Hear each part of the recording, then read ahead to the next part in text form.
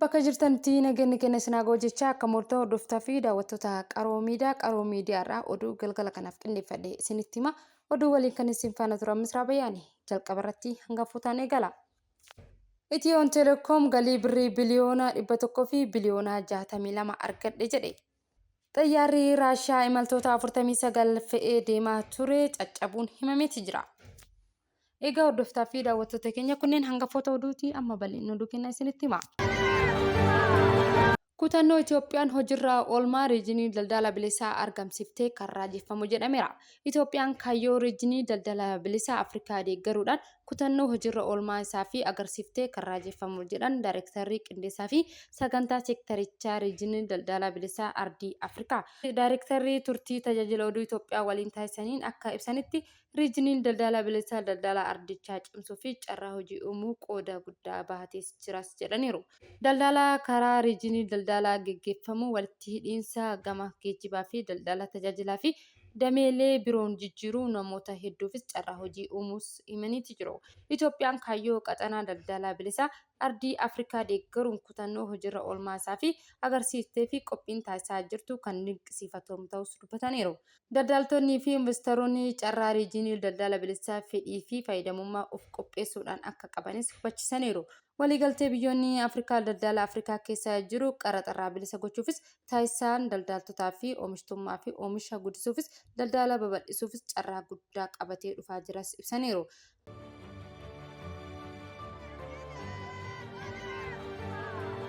Dhibeewwan waqtii gannaa mudatan ittisuufis qophiin dura taasifamee jira jedhe Biiroon Fayyaa Oromiyaa. Dhibeewwan waqtii gannaa sababeeffachuudhaan tasa mudachuu danda'an qolachuufis qophiin taasifamee jira jedhe Biiroon Fayyaa Oromiyaa. Dhibeen garaa kaasaa, koleeraa fi maxxantuuwwan adda addaa dabalatee dhibeewwan waqtii gannaa hordofuudhaan mudachuu danda'an mala qolachuu fi qophii gahaan xumuramuus Biiroon Fayyaa Oromiyaa Daayirektarrii ittisa dhukkubaa obbo Darajjee Addunyaa himaniiru. Faalama bishaanii fi lolaa fi hanqina qulqullinaa nyaataa wal qabatee dhibeewwan waqtii gannaa ka'uu danda'an ittisuufis to'achuufis qaamoleen dhimmi ilaallatu waliin qindoominaan hojjechaa jirra jechuudhaan dubbataniiru. Biiroon Fayyaa Oromiyaa, Biiroo Bishaanii fi Buusaa Gonofaa, Dhaabbilee Faayinaansii, Biiroo Barnootaa Oromiyaa waliin ta'uudhaan hawaasni akka of eeggatu hojii hubannoo uumuu hojjetaa jiraachuus himsaniiru. Keessattuu wayita dhibeen tasaa mudatu saffisaan to'achuufis qophaa'aa jiraachuu dubbatanii jiru.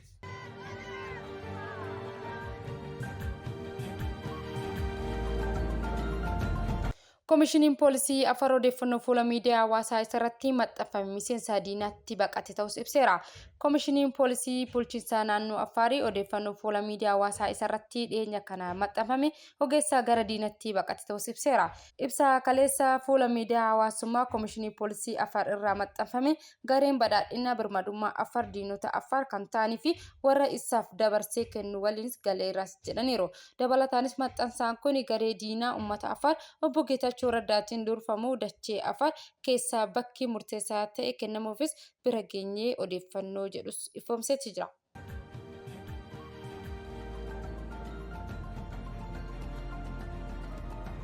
Itiyoo Telekoom galii birrii biliyoona 100 fi biliyoona 62 argate.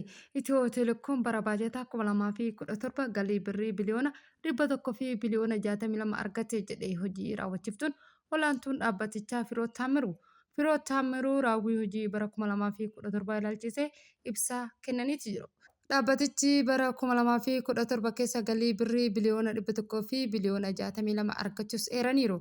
Kunis immoo kan bara darbee yeroo wal fakkaatu yeroo madaalamu birrii biliyoona 68.3 caalmaa qabaachuus ibsaniiru.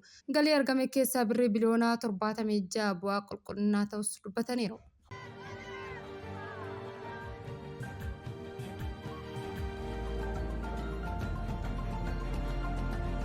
Puutlaandii doonii Somaaliyaa fi meeshaalee waraanaa feetee to'achuu muddama uumeeti jira. Bulchiinsa Somaalee tokko kan taate Puutlaandiin doonii meeshaalee waraanaa olaanaa mootummaa Somaalee Tarkiirraa bitatee to'achuun qaamolee lamaan jidduutti falmi kaaseera. Taatee kanaan mootummaan Somaaliyaa bulchiinsa Puutlaandii doonii meeshaalee waraanaa feetee turte tibbana to'achuu isaatiin sarbama heera mootummaa biyyattii fi yakka galaana irraa raawwate jechuunis himateera. Ministeerri beeksisaa mootummaa federaalaa ibsa baaseen dooniin to'atamte meeshaalee waraanaa haaluma waliigaltee walta'iinsa waraana Tarkii waliin taasifameeti qabamee buufata leenjii waraanaa kan to'atamte ta'us himameera. Aangawoonni biyyattii meeshaalee fe'amanii turan seera qabeessaa fi kan seerota biyyattii fi idil addunyaa hordofedhas jedhameera. Suuraaleen miidiyaalee hawaasaa irratti qoodaman humnoonni Puutlaandii doonii fe'umsaa alaabaa Komoros qabdu konkolaattota waraanaa fi yeroo balaa deebii kan kennitus mul'atas jedhaniiti jiru. Dooniin tunis poolisii humnoota galaana Puutlaandii kan to'atamte yoo taatus guyyaa adoolessaa 18/2025 naannoo murteessaa buufataalee kaaba bahaa Aluulaa diistiriktii qarqara galaana galoo galaana Idaan irratti akka dhaabbattes taasifameeti jira. Ministeerri beeyisaa Puutlaandii tarkaanfichaa deeggaruudhaan meeshaalee waraanaa yaaddoo nageenyaa taasifamu ilaalamuudhaan danda'awwan qabattee karaa seeraa alaatiin gara bulchiinsa Somaaliitti galfamuudhaan seerota galaana idil addunyaa cabsite jechuunis ibseera. Puutlaandiin kana malees dooniin kan sochootu qaxanaa walitti bu'iinsa gareewwan shororkeessota idil addunyaa jedhamuun farrajaman keessaa yoo ta'us kanneenis tasgabbii fi nageenya Puutlaandii irratti yaaddoo kallattii uumee jiras jedhaniiru. Waldhabdee kanaanis mootummaan federaalaa Somaaliyaa yeroo jalqabaatiif humnoonni bulchiinsaa miseensa biyyattii kan ta'an yakka galaanarraa himateeti jira. Dooniin Seaworld jedhamuun waamamtu tunis haalduree tokko malee hatattamaan akka gadhiifamu mootummaan Somaaliyaa ibsa baaseen akeekachiiseera. Itti dabaluudhaanis dooniin kun fe'umsa seera qabeessa kaayyoo ittisaa fi ooluu qabaachuun ibsuudhaan kaayyoon isaanii Puutlaandiin dabalatee biyyattii keessatti tasgabbii nageenya buusuufis kan karoorfate ta'us ibseera. Mootummaan Somaalilaandii immoo dabalatee naannolee miseensa federeeshinichaa ta'an hundi bulchiinsa galaanaa fi ittisa ilaalchise akka heera mootummaa biyyattii kabajanii fi waamicha dhiyeesseeti jira. Bulchiinsi Puutlaandii meeshaalee waraanaa fi konkolaataa waraanaa feetetuun karaa seeraan alaatiin gara naannoo galaanaa biraa seenuuf akka hin danda'amnee fi kan ibsu seera idil addunyaa cabsitee keessattuu meeshaalee waraanaa yaaddoo nageenyaa uumuu danda'an ifatti feetee jechuunis ibseeti jira. Mootummaan federaalaa Somaaliyaa bulchiinsa naannoo Puutlaandii jidduutti wal dhabdee uumamus muddama keessa seenan kan turan yoo ta'us rakkoo jidduu isaanii ammallee itti fufeeti jira. Somaaliyaan bara darbee Tarkii waliin walta'iinsa waraanaa fi dinagdee taasisuu isaanii kan yaadatamu yoo ta'us yeroo garaagaratti meeshaalee waraanaa Tarkii irraa doonii fi xiyyaarotaan dhiyaataafiitti jira.